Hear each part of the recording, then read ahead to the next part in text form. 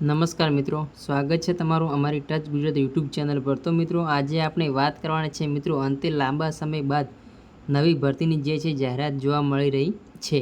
અંતે શિક્ષણ વિભાગે જાહેરાત કર્યો છે પરિપત્ર, જેમાં મહત્વના પરિપત્રમાં મિત્રો મહત્વની અપડેટ છે આપવામાં આવી છે। અલગ અલગ ભરતીની પગાર કેન્દ્ર શાળાઓમાં મિત્રો અભ્યાસ કરતા અને સહઅભ્યાસિક પ્રવૃત્તિઓ માટે વહીવટી કામગીરી માટેની જાહેરાત આપવામાં આવી છે। મિત્રો, એકવાર માહિતી જોવાનું ભૂલશો નહીં અને ખાસ વિડીયોને લાઈક કરી દેજો।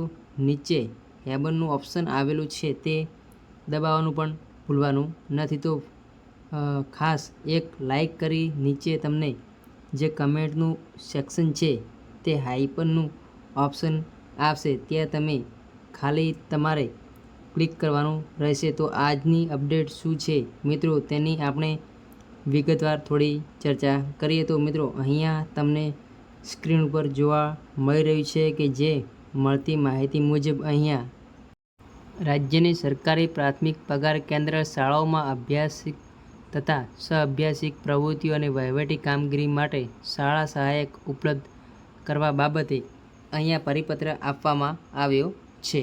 ઉપરોક્ત વિષય પ્રત્યે જણાવવાનું કે ગુજરાત સરકાર દ્વારા રાજ્યની પ્રાથમિક શાળાઓમાં શૈક્ષણિક ગુણવત્તામાં વધારો કરવા માટે અનેક પ્રયાસો કરવામાં આવેલા છે, જે અંતર્ગત રાજ્યની સરકારી પ્રાથમિક પગાર કેન્દ્ર શાળાઓમાં અભ્યાસિક તથા સહઅભ્યાસિક પ્રવૃત્તિઓમાં મદદ મળે અને વહીવટી કામ સરળતાથી અને ઝડપથી થાય તે માટે કોમ્પ્યુટરની જાણકારી ધરાવતા શાળા સહાયક ઉપલબ્ધ કરવા માટે શિક્ષણ કરવા બાબતે જે છે પરિપત્ર છે એ મૂકવામાં આવ્યો છે।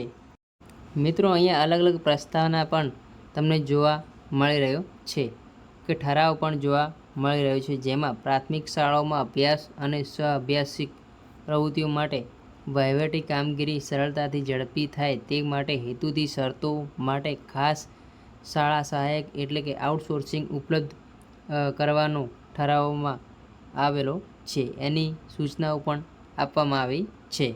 તેમાં માર્ગદર્શક સૂચનાઓ પણ જોવા મળી રહી છે, જેમાં નિયામક પ્રાથમિક શિક્ષણ દ્વારા ઝોન વાઇઝ અને જિલ્લા વાઇઝ એજન્સી નક્કી કરવાની કાર્યપદ્ધતિ અંગેની સૂચનાઓ પણ આપવાની રહેશે પણ આપવામાં આવી છે। અને સાથે સાથે શાળા સહાયક અને અન્ય શાળાઓમાં ફાળવવા માટેની પ્રક્રિયા પણ તમે અહીંયા પૂરી જોવા મળી રહી છે। તો વિડીયો થોડો લાંબો થઈ જશે, એટલે તમે સંપૂર્ણ માહિતી છે વિડીયોમાં જોઈ શકો છો અને જેની પ્રક્રિયા શું છે એ પણ અપડેટની જાણી શકો।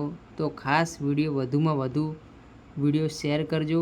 જે લોકો શાળા સહાયક તરીકે જોડાવા માંગે છે તો તે ઉમેદવારો ખાસ એકબીજાને મદદરૂપ થાય અને ખાસ મિત્રો લાઈક અને નીચે હેલ્પનું ઓપ્શન આવશે તે દબાવવાનું ભૂલશો નહીં।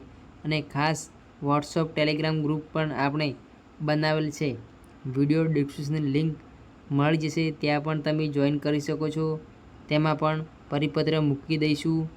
ત્યાં સુધી બસ જય હિન્દ, જય ભારત, જય વંદે માતરમ।